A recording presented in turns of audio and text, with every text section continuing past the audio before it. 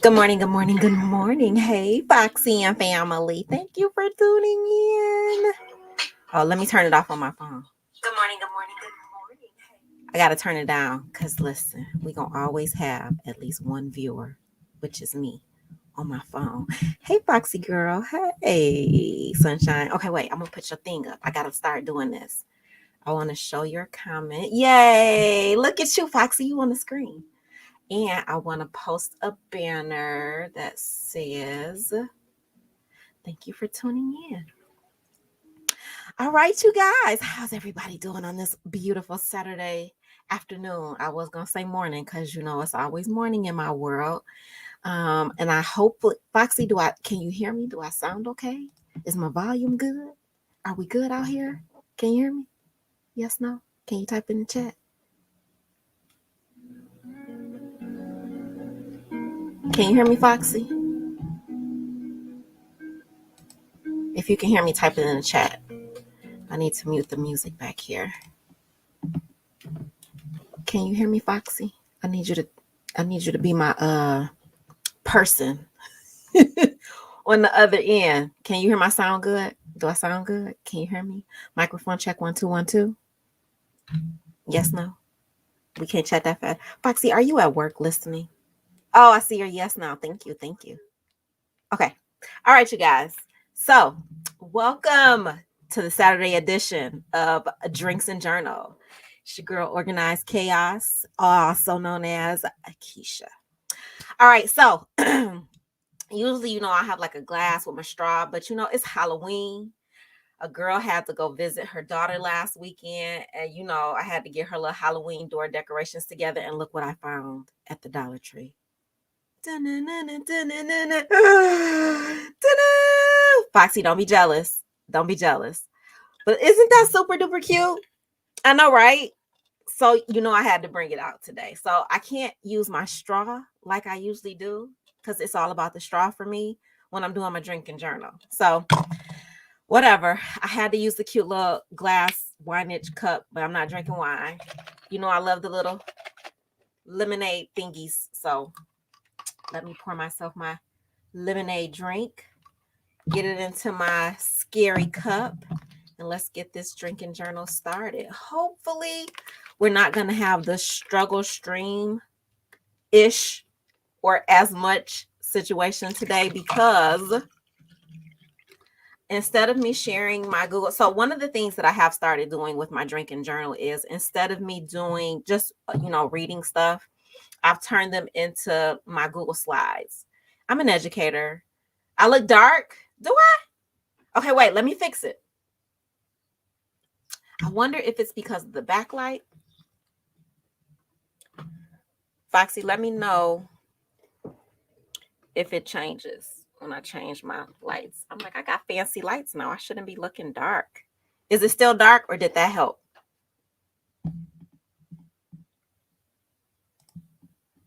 Did that help, Foxy? Let me know.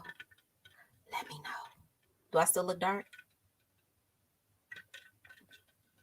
And it could be because I moved my screen instead of it being partially showing.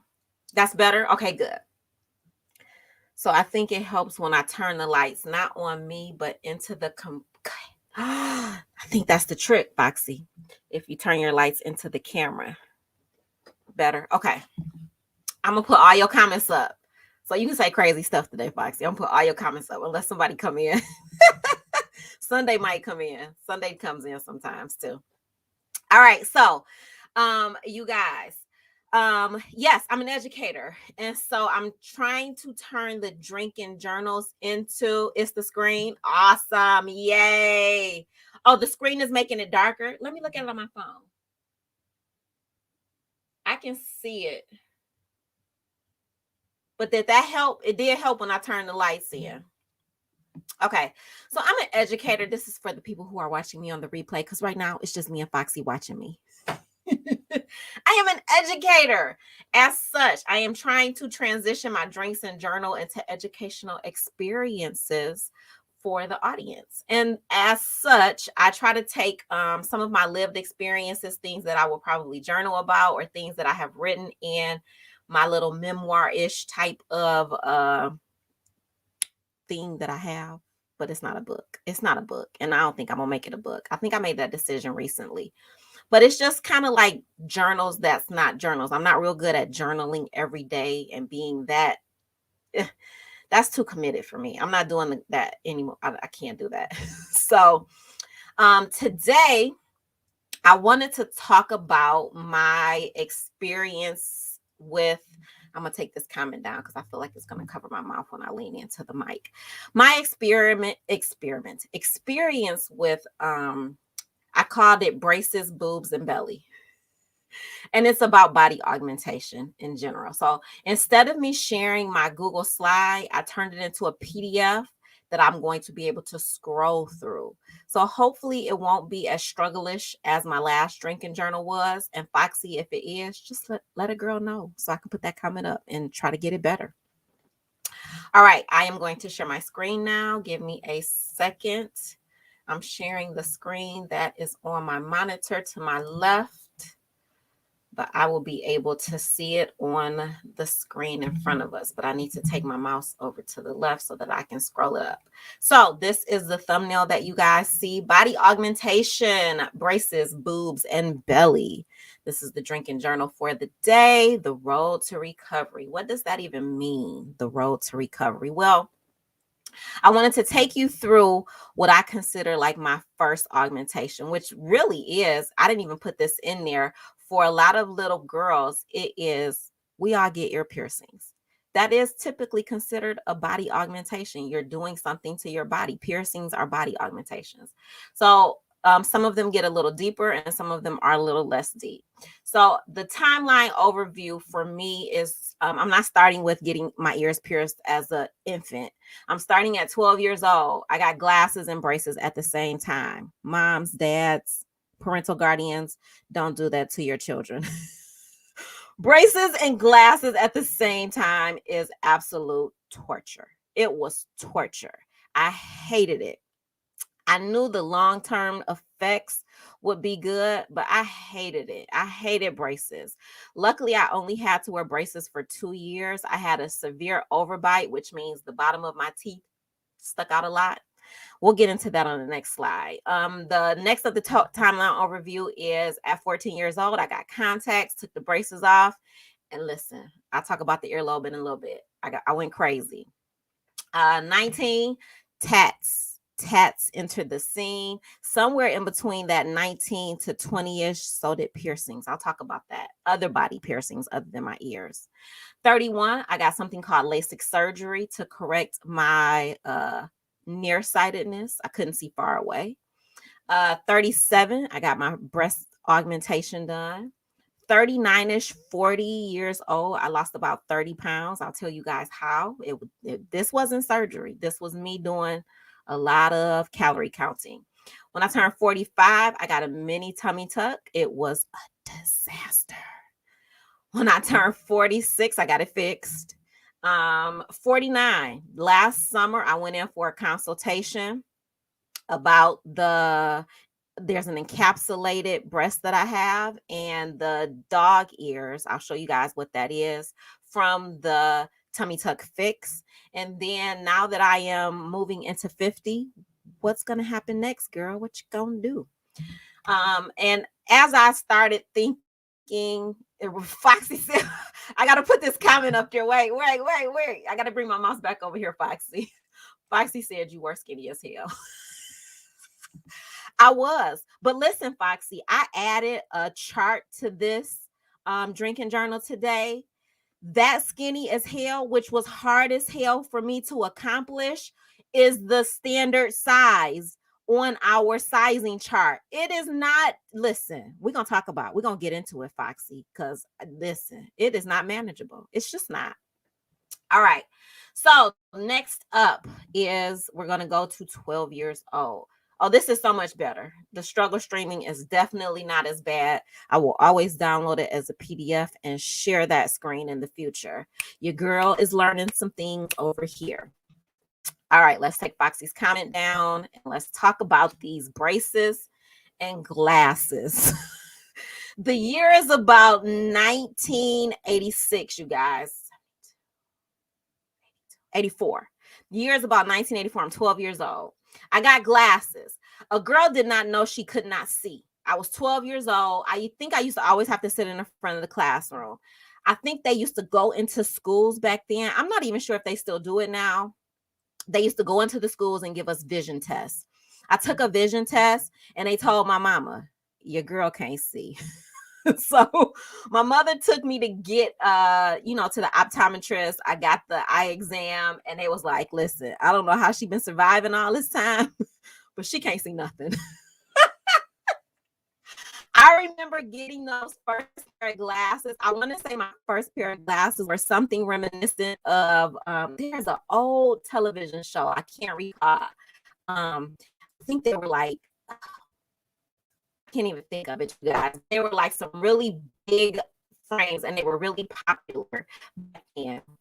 And so I got these glasses, put them on, went outside. I looked up in the sky and I was like, Ma, I can see the birds. I had never seen birds in the sky.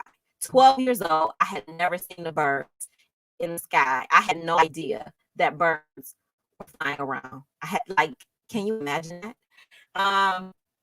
So I couldn't see far away, which means I was nearsighted. I could see things that were close. I just couldn't see things far away.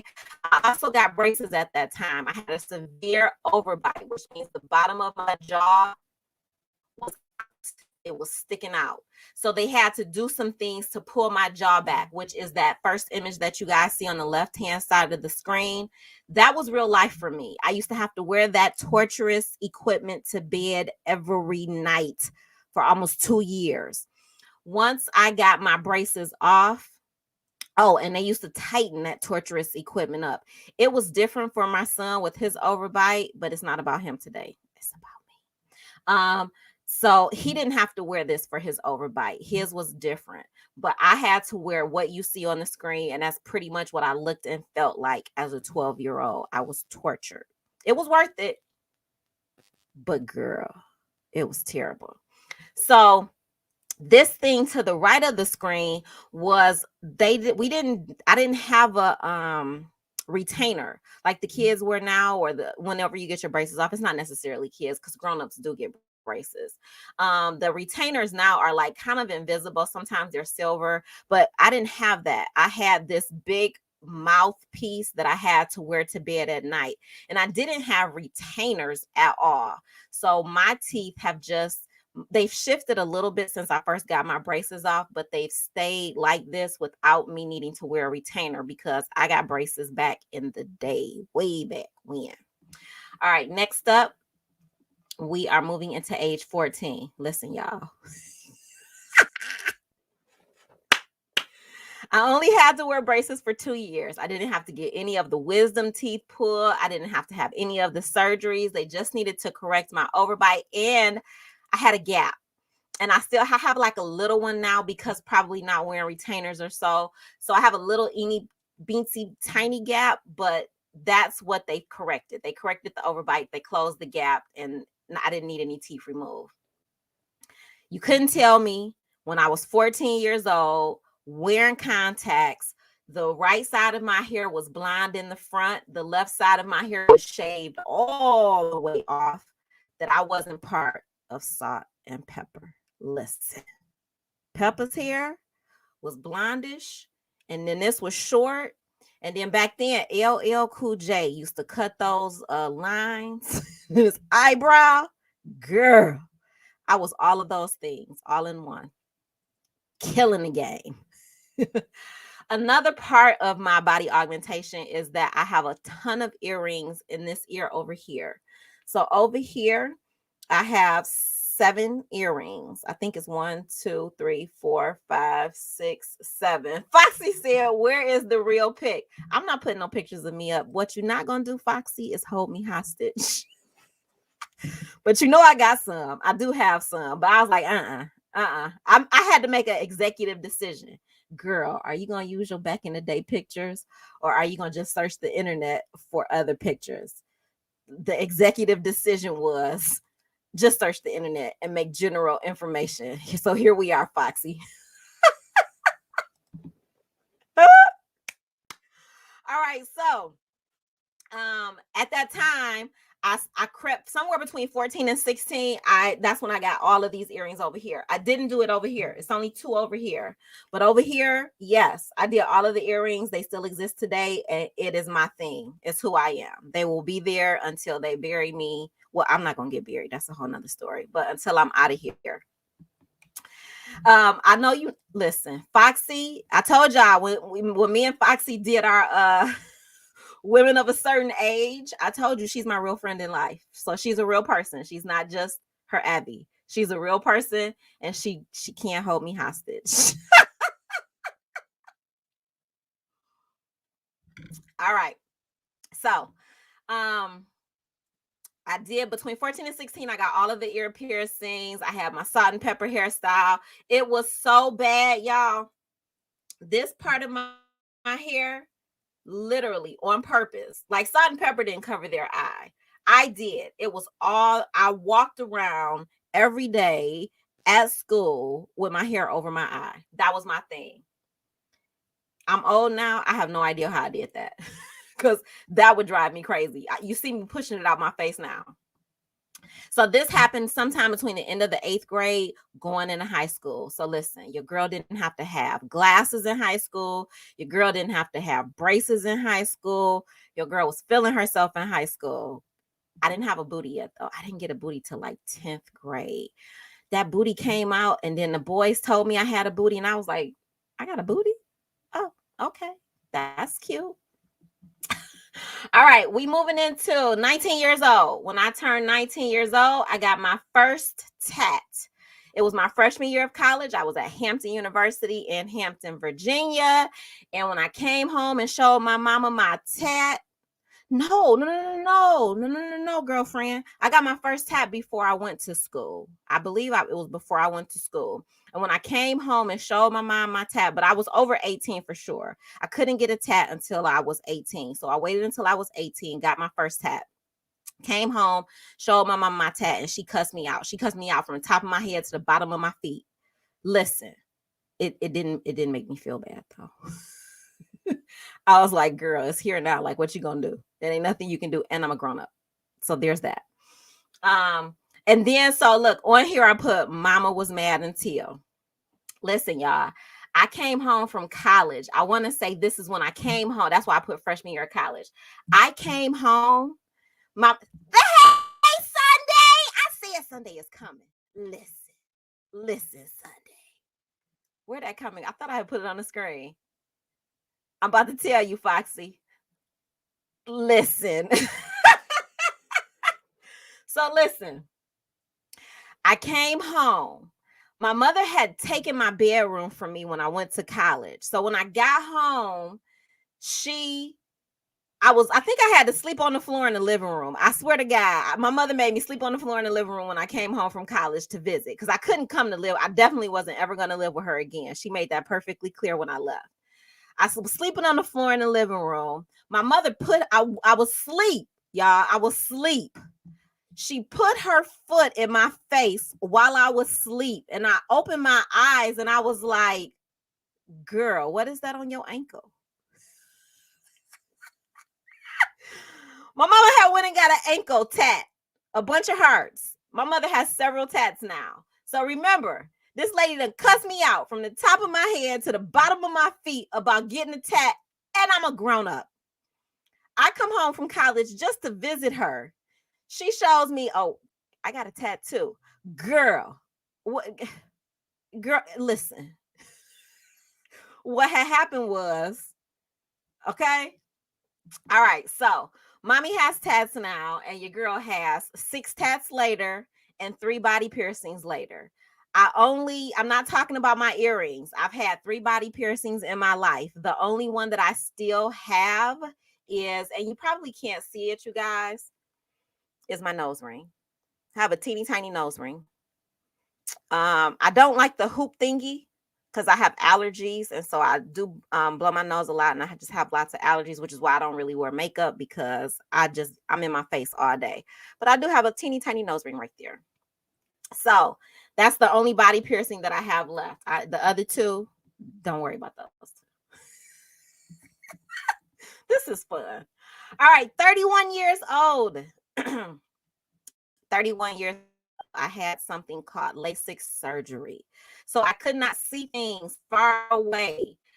The reason that I got the LASIK surgery is because I had just had my daughter. She was about 6 months old.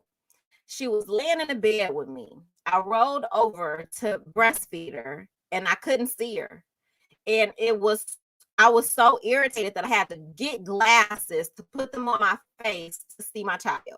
And I was like, something got to change. There's got to be a better solution than just putting on glasses while I'm laying in the bed. I think like that literally is what it was.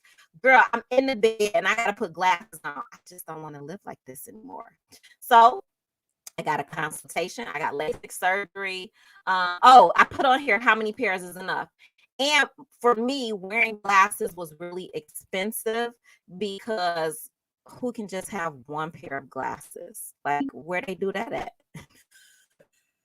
And my vision got worse every year. So like now when I get glasses, I really only get glasses now for the bifocal part. The other part, it kind of crispens it up since it's been so long since I had the LASIK. LASIK only lasts 10 years, you guys. It won't go back to how it was before, but it won't be crystal clear like it was. And so back then, every year I would need to get about 3 or 4 different pairs of glasses because I couldn't wear the glasses from the previous year because they just didn't work anymore because the medicine in them just wasn't effective. Yep, Foxy knows. Foxy was with me at this time. We were friends, and she just put a comment in the chat. She said you had every color to match all of your outfits. I absolutely had every color glasses because I needed to match, girl. Oh, the comment just not coming up. So yeah, it was just really expensive. And so I went in, I got the consultation for the LASIK surgery, and literally the LASIK surgery, knowing that it would last fully for 10 years, was less than 1 year of me getting a prescription and getting new glasses. So it was a really easy decision. And LASIK surgery wasn't brand new at this time. It had been around for a minute. So I felt comfortable getting the LASIK surgery. And literally, as soon as I got the LASIK surgery, I could see. My mom took me to my appointment to get the surgery done. I came out. I had to wear these dark shades until I got home and got back in the house, but I could see immediately. And then when we talk about long-term effects, I kind of touched on it a little bit. It doesn't last forever, and it doesn't exclude you needing bifocals. So you will need, so like now I can still see all of this because it's on a computer screen. But when I pick up a piece of paper to read it, girl, all I see is blur. I had to pull that thing back and be like, okay, what does that say? So as you get older, the LASIK it'll still be there. Hey, Amanda. Welcome to my drinking journal for the day. LASIK, listen, I did it. I thought I needed it again. I had forgot. Like when I got it done initially, I forgot that they told me it didn't last forever. So when stuff started getting blurry on the paper, I went back for another consultation. Like, I need to get it redone. And they looked at me. They was like, girl, you getting old. You just need some bifocals. You just need bifocals. So here we are. So now what's nice about my glasses is that I got a couple of pairs up here. These, I can just get one pair a year and I can have like 5 or 6. I still have a lot of glasses. It literally is just for driving at night, because one of the things about LASIK, you guys, is that at night you are going to have the halo effect around lights. The halo effect is real. So night driving, you'll get used to it after a while. There's a halo around all lights at night. So now at night when I drive, it helps when I put my glasses on because there's a little correction for long distance, and it clears up that halo effect. But it really is about the bifocal right now. It's all about the bifocal, and literally it's just about reading at this point. I still don't need glasses to see far away. So the correction lasts for a really long time, Amanda. I strongly suggest LASIK. It changed my life. It literally did. And glasses got way less expensive. All right, let's move on. So that was at 31, and that we're going to blame that on spirit. 37. I had a breast augmentation, you guys. I was 37 years old. I was done having children. I have my 2 babies. I had a boy and a girl. There was nothing else for me to have. So listen, I'm done with that. And I was going through a divorce. And so before I got the breast augmentation, I was about a B. I was a full B. After breastfeeding, my breasts literally collapsed. And I was like, I want them back. And I didn't want to be necessarily huge. I wanted to be like a full C. I was like, a full C is good. Like if I got to pay money to, to get the girls together, we can go up a size. Listen, I'm going to tell you what happened. Let me have a drink. Don't forget, look at my cute little Halloween cup, you guys. It's so exciting. So Silicone versus Saline. I got the silicone breast implants. During this time, which is about a little over a decade ago, there was, I think Toni Braxton had just had a deflated implant, and her implant was silicone. A lot of people had moved away from having hers was saline. A lot of people had moved away from the silicone breast implants because they were leaking. So the manufacturers were doing a big overhaul of the silicone breast implants. They had made a lot of changes, made a lot of upgrades, and they had made them better. But a lot of people were scared of getting right before I did mine, the silicone breast implants, and they were getting the saline breast implants. The problem with the saline breast implants is that they were bustable. They could bust, and your breast, they weren't toxic like when they breast, because it's just salt water, right? But when your boob would literally deflate in real time, and there's nothing you can do about it but go under the knife immediately to get it fixed. So I had a consultation. The doctor, we talked about the difference between silicone and saline. And we decided, he told me what upgrades have been made to silicone breast implants. And I was like, okay, silicone it is. And so the life of it's not the life of a silicone, it is the warranty of the silicone breast implant. The silicone breast implants that I got, I have no idea if it's the same. They come with a 20-year warranty. Yes, 20 years. You get 20 years. So at age 37, I got silicone implants. Probably 5 years or so later, I noticed that one side felt differently than the other side. And your power went out Sunday. I'm sorry. I hope you come back. I hope you get on your phone. You got to tune in or watch this on replay. I think you're back. So the difference between one of the sides was that it was encapsulated. So my breast implants were not placed under the muscle. They were placed over the muscle. One of them was encapsulated. It's just like a bunch of scar tissue. So the scar tissue, it wasn't terrible when I could start noticing it, but probably within the last year or so, it's just really uncomfortable. And like if I raise my arms, you can tell that one is different than the other one, right?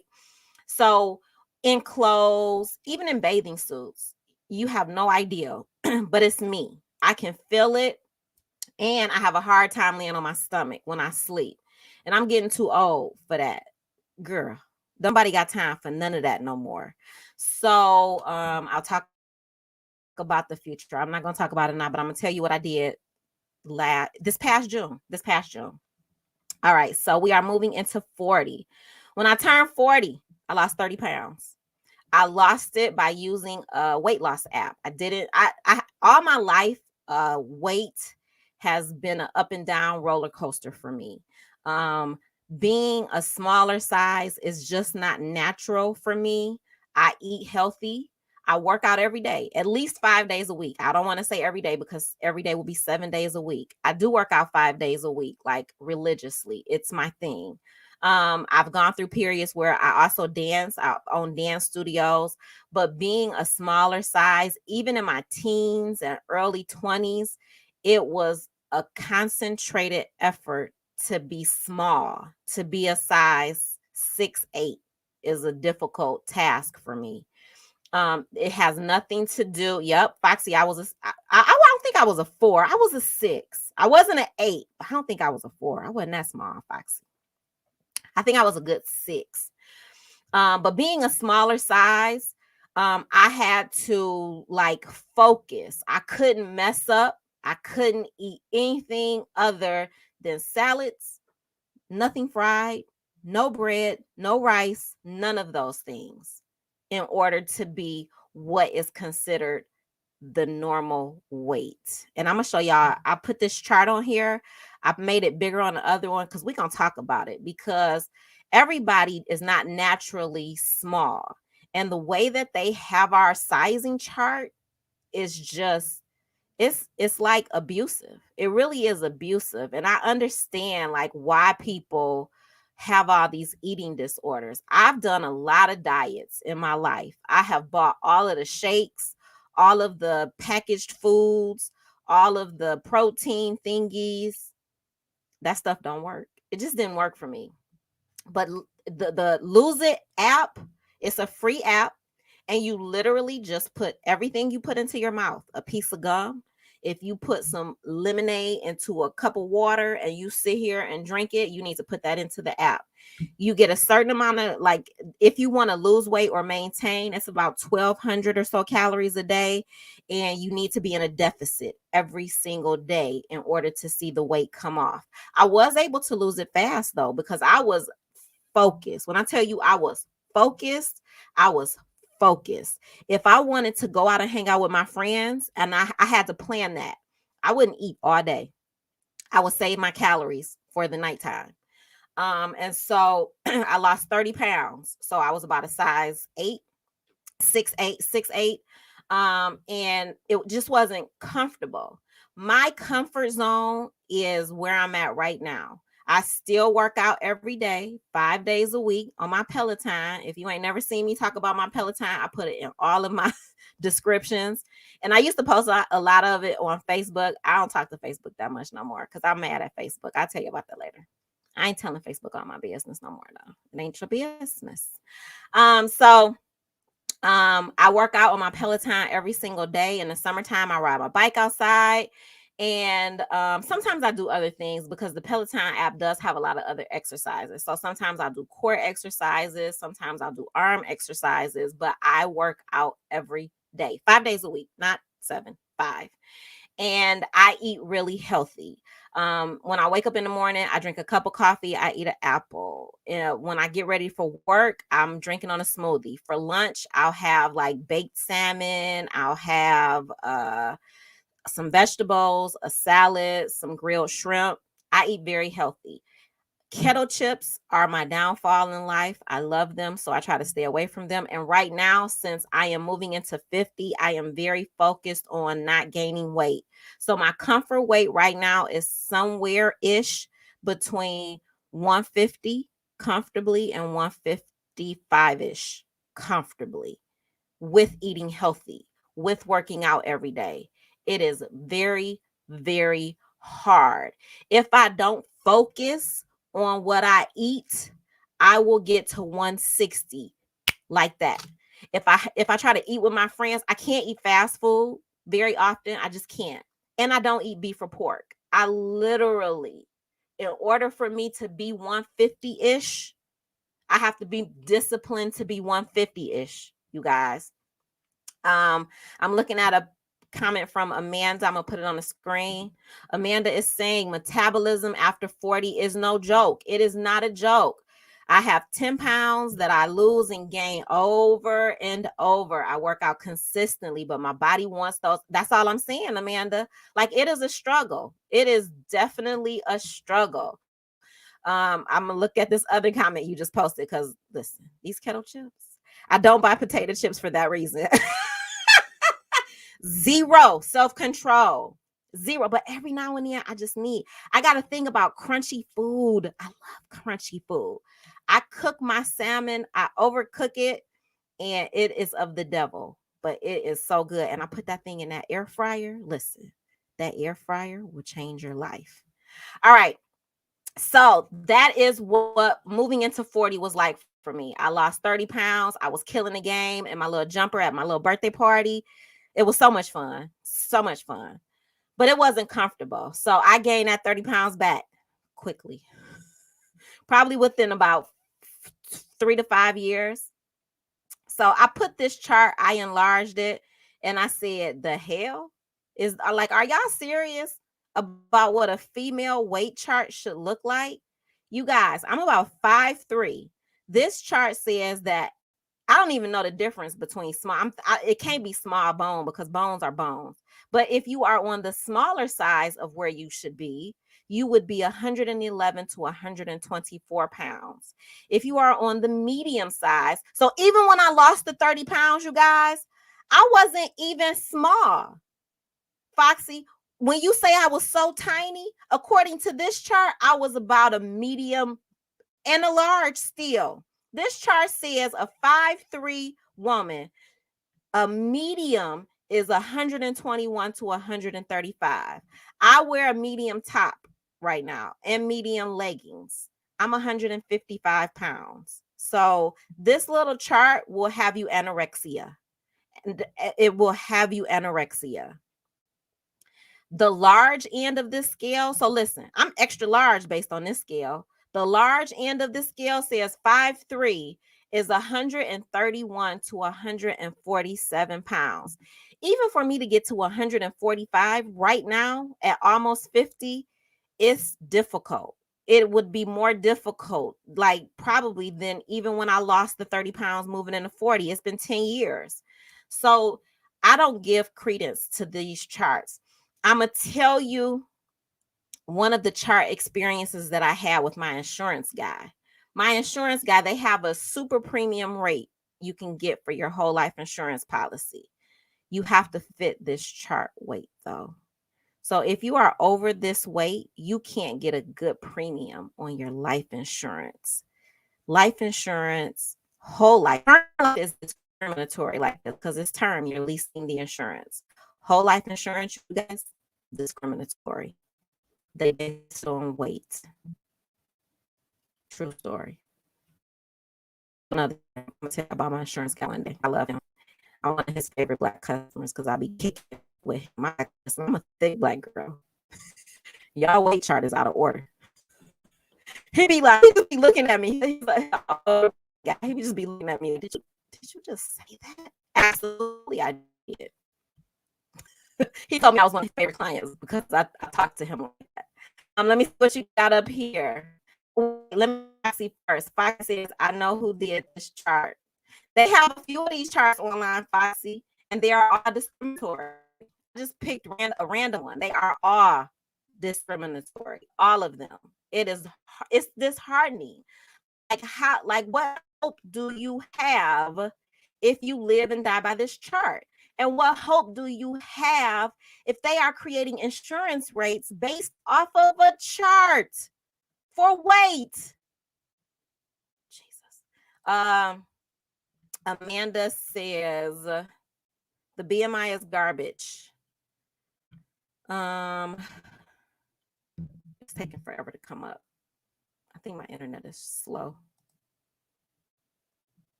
The BMI is garbage too. It wasn't even originally made for women. That's all I'm saying, Amanda. That's all I'm saying. It's garbage. Total garbage. All right. Let's move on. We already know. Trash. All right. 45 years old. I'm getting close to my age now. I was 45 years old, you guys. I had gained back the weight. from the weight loss. So when I lost the weight, when I lost the 30 pounds, my stomach went flat. I didn't have a fupa or a pooch. But when the weight came back, am I freezing still? Foxy, I'm freezing. Am I still freezing? You know I'll be over here struggle streaming. Am I back? Let me see. I can see me on YouTube. I don't know if I'm still freezing. Let me turn my volume up. Let me see. I can hear me on YouTube. I hope I'm okay now. My little bar, though, is low. I don't have very many. I only have my Streamyard tab and my presentation tab open. And I'm on a new computer. I'm so sick of struggle streaming. But it is what it is. All right. So when I turned 45 years old, I had something called a mini tummy tuck. A mini tummy tuck literally just consists of, so if you guys tuned into my esophageal atresia story, you know that when I had my son, I had to have an emergency C-section. Well, it wasn't emergency, it was scheduled, but they wanted to have the C-section because they didn't know how he was going to come out. So they kind of wanted to control the birth. So I had a scar from the C-section. The mini tummy tuck was, this was the plan. This is what my surgeon told me, that he was going to go in through the scar and pretty much liposuction in that area, and I would be all good. I could keep the thick, which I was. And I was like, I'm at a comfortable weight now too. Like, I'm not trying to get skinny again. And so he could just, get rid of the fupa for me. So I went where I was comfortable. I went to the guy that did my implants. It had been years, but I went to him. And his prices weren't terrible. Like some of our American doctors will charge you an arm and a leg. So he was very reasonably priced. He was an older guy. And his option for the mini, like, it resonated with me that I wouldn't have to have a major surgery with a full tummy tuck. So I got it. Listen, don't ever get a mini tuck. Don't do it, especially if you've had a C-section. Any woman that has had a C-section that is thinking about getting abdominoplasty should absolutely get a full tummy tuck.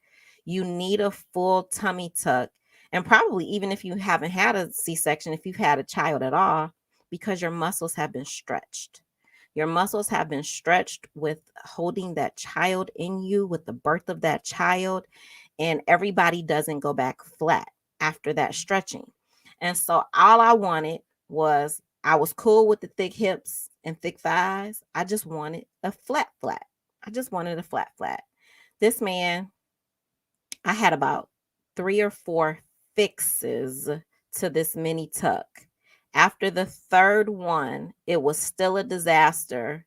And he had the nerve to tell me I was all good.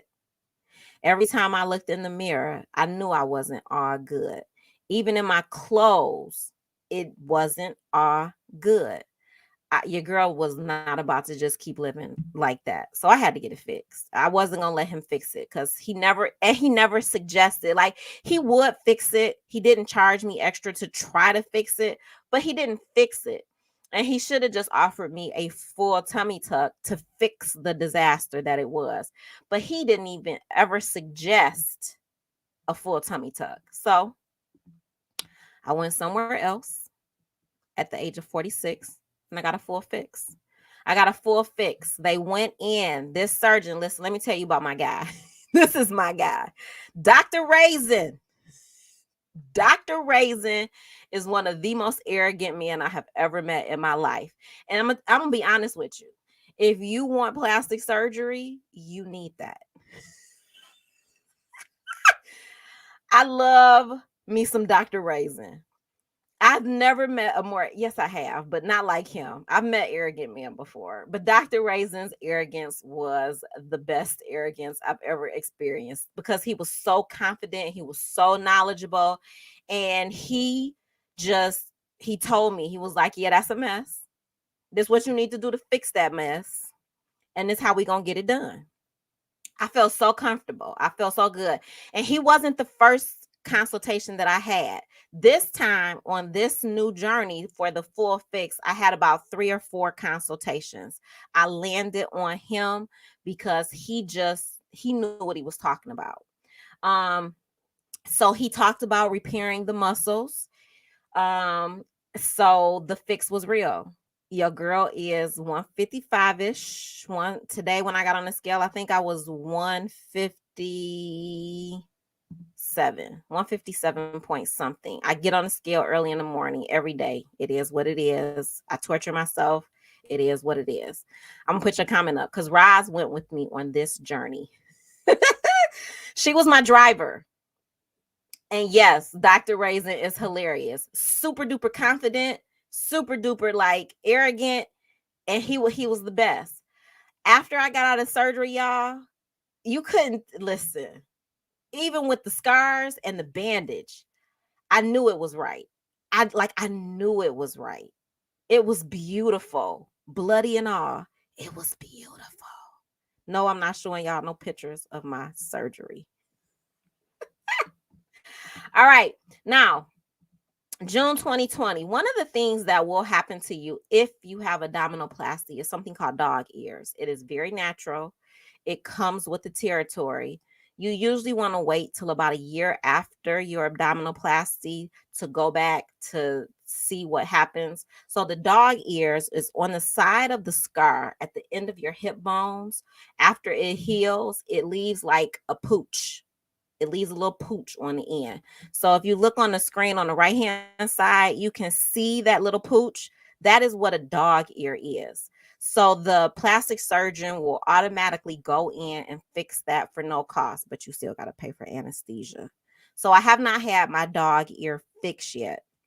So June 2020, this past June, I went in for a consultation with Dr. Raisin because of my encapsulated breast.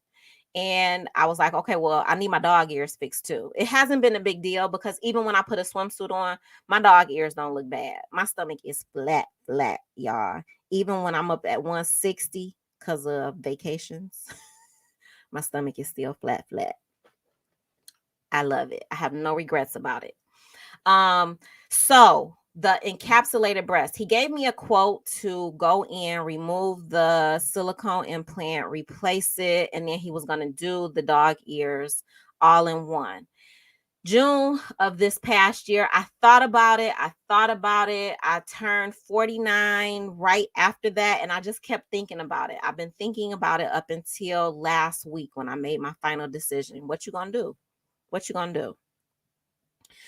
So knowing and understanding that breast implants, the warranty is about 20 years.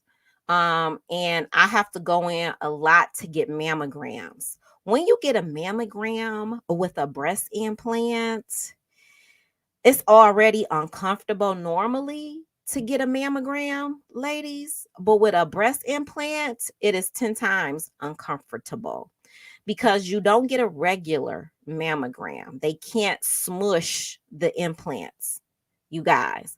They have to push the implant back and pull your breast tissue out. I've been doing that for about 12 years. I have to get usually before you get your implants, you have to get a mammogram just to make sure you don't have any cancer or anything that is wrong in your breast. So that's when I started my first mammograms, when I got my implants. They saw something on the mammogram, and so every 6 months I go in to get a mammogram. Every 6 months. Still, there was nothing there, but they just want to make sure that there's nothing there, right? So every 6 months, I have, since I got my implants, gotten a mammogram. So now, the encapsulated breast is bothering me. It's June and I'm turning 49. When I turn 49, something happened. I'm thinking longer term now, right? My daughter's gone off to college. My son is much more independent. He has a car. He's driving himself. I'm pretty much an empty nester without really being an empty nester. And I'm like, girl, if you go get this breast implant fixed right now, you still got to get the other one refixed in 8 years because it's been 12 years. I was like, that doesn't make sense financially. Like, I'm just not going to keep on spending all of this money. Then I thought, you're going to be 58 years old getting a breast surgery. Girl, let it go. Girl, hey girl, let that thing go. So last week, I made an appointment with Dr. Raisin to get a consultation to have them removed. That is my final decision. I am having the girls deflated, taken out, be gone. And I'm going to still get my dog ears fixed because I want to wear the string bikinis, and I can't really wear them with the dog ears, but I can wear a regular bikini because it sits on top of the dog ears. So that's what changed. June, I wasn't in a rush. I needed to think about it. I thought about it, and it is October. And I'm like, yeah, like we're going to stop this madness, because can you imagine in 20 years from 58? Can you imagine 78 years old needing to go in to get your boobs redone? Girl. Sunday, tell them. Sunday. Let it go. Let it go. Yeah. So, like I said, I got the consultation. I got the estimate back in June to get the encapsulated breast fixed, to get the dog ears fixed. It just wasn't an urgent big deal. And I was like, think about it. Make a wise decision, girl. You on the other part of the life band. You may not have as many years on this end as you had coming up that mountain. So be wise, young cricket, be wise. And so, yeah, I just made the decision last week. That was my final decision. I prayed on about it. I thought about it. We're not having no more surgeries after this. We're going to get these things taken out. We're going to let the bee do what it do. Now, what I am going to ask him is, can they still sit up a little bit? Because they're going to be small. Because they was flat before I went in. Like, can they sit up, please, Dr. Raisin? I know that's important to you and your arrogance to make them pretty. So can they still sit up and be pretty? So we're going to see. I go in at the end of this month for my next consultation to get them removed. And I might do a drinking journal on that experience. And I might take you guys on that journey with me. Maybe vlogish style. So Foxy, get ready. I'll give you a date. Honestly, I'm trying to do it. I hope I can do it over the Christmas break so that I don't have to miss much school, because I don't think I will be down that long with getting them removed. So we'll see.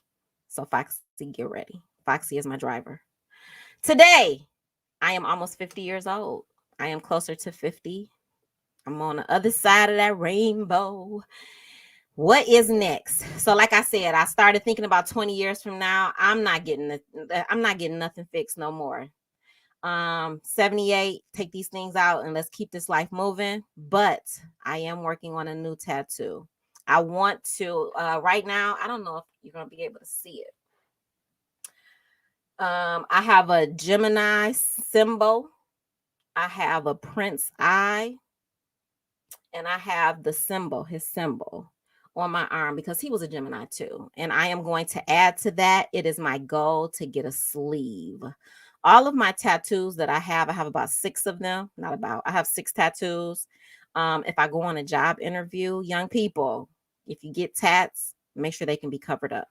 I can cover up all of my tats and make it do what it do.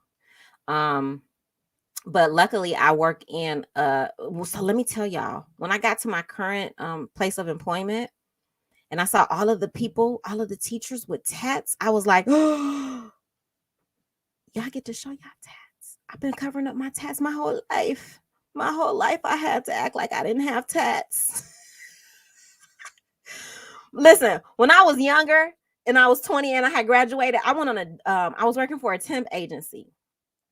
I worked at a insurance agency first before I became an educator. This is like my 3rd career. The lady told me to take my earrings out. It was so terrible. She told me to take my earrings out because I might not get a job because I had too many earrings in my ear. What? It's not like that anymore. They don't discriminate like that anymore. Foxy want me to tell y'all my business. Do y'all see Foxy over here in this chat? She want me to tell y'all about the cover up. Yes, Foxy, all up in my chat with my business. I'm gonna tell y'all a little bit about my cover, but we're gonna end this drinking journal. That's why my Wi-Fi signal just came up. If I go in and out, Foxy, it's gonna be your fault because the universe don't want me to tell this story. So the cover up. I got married. I've been married. I've been divorced. I should tell them about the divorce party, Foxy. The divorce party was real.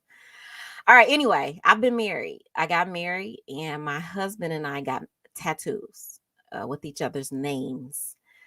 And I think it was his idea. He had never had a tattoo.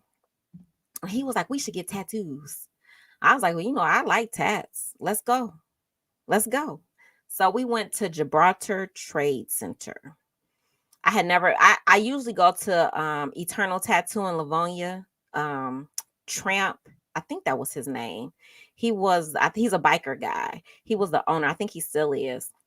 That's where I got all my tattoos done, except for the few I did in Virginia. But this one I got done at the Gibraltar Trade Center because that's where my husband took us. So when we got there, he was like, okay, get yours. I was like, no, you go first.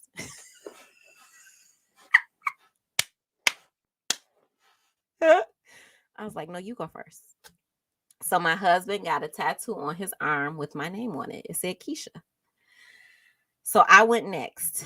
On the bottom of my back, I got it was a black diamond. I can't remember what it looked like before because it's covered up now. But it said J. Chris. Letter J, that was his first name. CHRIS was part of his middle name, and everybody called him Chris. So J. Chris that's what it was. It was inside of diamonds going across my back, right? And then we got a divorce. Girl, don't do that. Listen, young people, don't put no man's name on your body. Don't do it unless it's your daddy or something like that, or your child. Don't put no man, not your husband, because it ain't guaranteed for y'all to stay together. Divorce is real. It's real. Even with the best of intentions. I didn't get married to get a divorce. It just happened. And so he got his covered up before we got a divorce. I was like, oh, that's what we doing now? Oh, this is real. Okay, here we go. And he thought that mine was uncoverable because it was so big. It is super big. I think they used to call them tramp stamps across my booty bone. Yeah, super big. Bunch of diamonds, J. Chris, across my booty bone. And he didn't think I could cover that thing up. Don't play with me. I went right back to Eternal Tattoo, where I knew people and where I was comfortable with the work that they did. We had no idea how we were going to cover this thing up. All of my diamonds are now black diamonds, and it is absolutely beautiful. Yes, I have a string of black diamonds going across the bottom of my back, and they bling. So all of my black diamonds are blingy black diamonds across the bottom of my booty bone. That is the cover-up story. And let me tell you, his cover-up, it looks like trash. He didn't know where to go. So he might have went back to Gibraltar. So they turned it into some type of, it looks like it's supposed to be like some type of Native American symbolism, something that absolutely represents nothing. It ain't cute. It ain't cute. Sunday had a comment. Oh, wait. Foxy said the cover up is badass. The cover up is badass. That's what it's called, or a landing strip. No, your landing strip is your vajayjay, where you get your wax Sunday. That's the landing strip. The tramp stamp is the bottom of the back. It's the tramp stamp. All right, so let's look at this. Let me see. I think we're on the last slide. And we might be done here. Wait, I got to get my mouse back over here. I had so much fun with you guys. I got to always do them Saturday afternoon so I can get my people in here with me. This was so much fun. All right, that's it, you guys.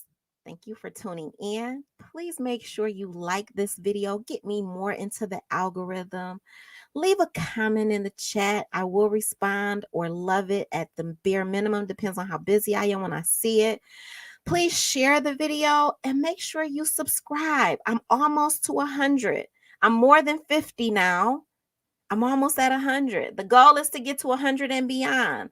Once I get to 100, I will let you guys know exactly how many subscribers I have because I will unhide the subscribers.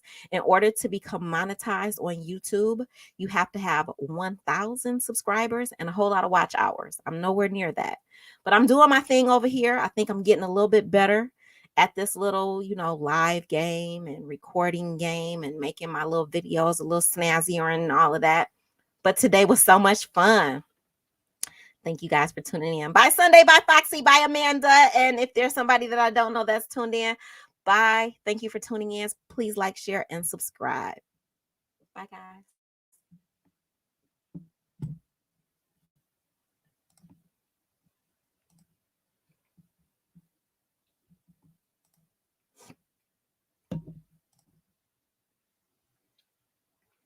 I can't end it.